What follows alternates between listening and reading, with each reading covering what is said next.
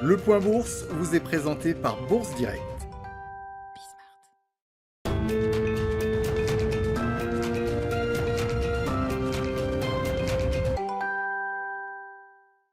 La bourse de Paris clôture dans le vert à 6 652 points, en hausse de 0,20%.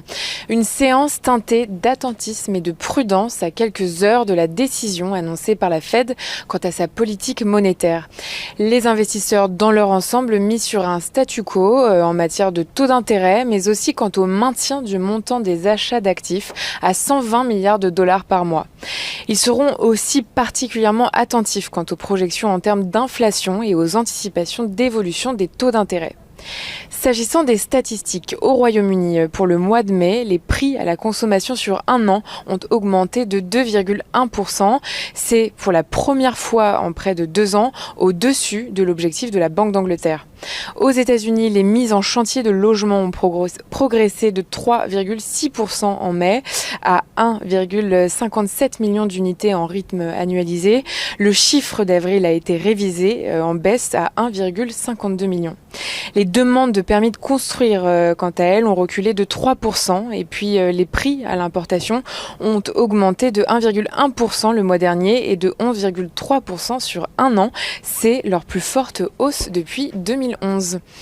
Du côté des valeurs à présent, le directeur général de Suez, Bertrand Camus, va quitter le groupe. Il a annoncé qu'il ne le dirigerait plus après la cession d'une partie de ses activités à Veolia et son rachat par un consortium de fonds.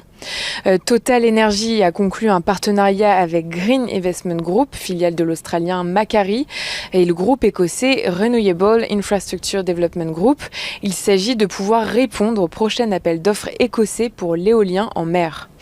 LVMH et Google Cloud ont créé un partenariat. Il doit permettre d'accélérer l'innovation et de développer l'intelligence artificielle à partir du cloud. Le groupe italien d'énergie Edison, détenu par EDF, prévoit de vendre une participation de 30 à 49% de sa division d'énergie renouvelable à un investisseur financier. Crédit Suisse a préparé ses premières demandes d'assurance pour les pertes qu'essuient ses fonds, des pertes liées au groupe financier en faillite Greensill Capital. McPhy Energy table pour le premier semestre sur un chiffre d'affaires en baisse de 5 millions d'euros. L'entreprise estime que la croissance du chiffre d'affaires sur l'ensemble de l'exercice 2021 pourrait s'avérer limitée. Et enfin, CD Projekt ressort son jeu Cyberpunk 2077. Son lancement en décembre dernier avait échoué du fait de multiples bugs. Place à l'agenda. Demain, les investisseurs s'intéresseront entre autres aux demandes hebdomadaires d'allocation au chômage aux États-Unis.